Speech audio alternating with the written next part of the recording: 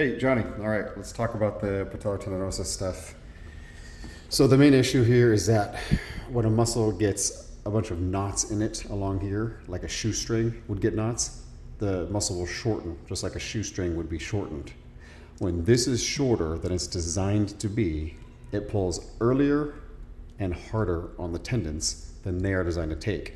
The problem is that tendons don't change lengths. They're fixed. They're kind of like plastic. So they don't have the ability to change length. Muscles can change length. They can get longer, shorter, they can get knots, they can healthier, etc. So the issue is often, almost always in the muscles where we get knots, trigger points, a shortening, and adhesions in here, and they end up pulling harder and sooner on tendons than they're designed for. So the tendons end up hurting.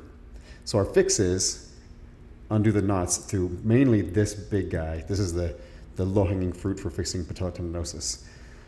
You'll notice the muscle is off-centered from the patella. From a straight-up perspective, we go up and open just a little bit, and it comes right up to the iliac crest. So this being a quad muscle, but it's also a hip flexor muscle, it gets overused in everything that we do because it flexes at the hip, which means lifts that knee, of course, and then it extends the knee as well.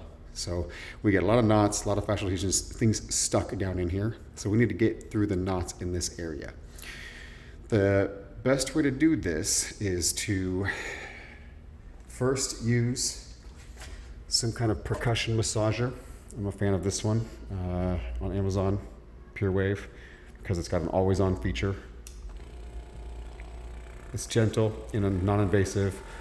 There's bigger ones out there, like the Theragun, of course, but they're pretty rough and they tend to wake up muscles more than they do calm them down and get them ready for work. So standard Theragun kind of device. It's too much. That will put your muscle on high alert, and so you're not going to get a chance to calm it down. So you'll want to run something like that percussion massager over the rectus femoris for a significant amount of time, 5 to 8 minutes, not covering a lot of ground, primarily centering on this upper feathery area right here, because this is often where the muscle is thickest.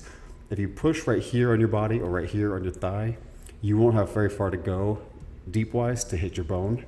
The muscle just isn't very thick there, so there's not a lot of knots that get formed there. If you go up here and you picture someone's quad that's very developed from the side, it is inches of muscle sticking out above the bone. This is where our most productive work can be done up here.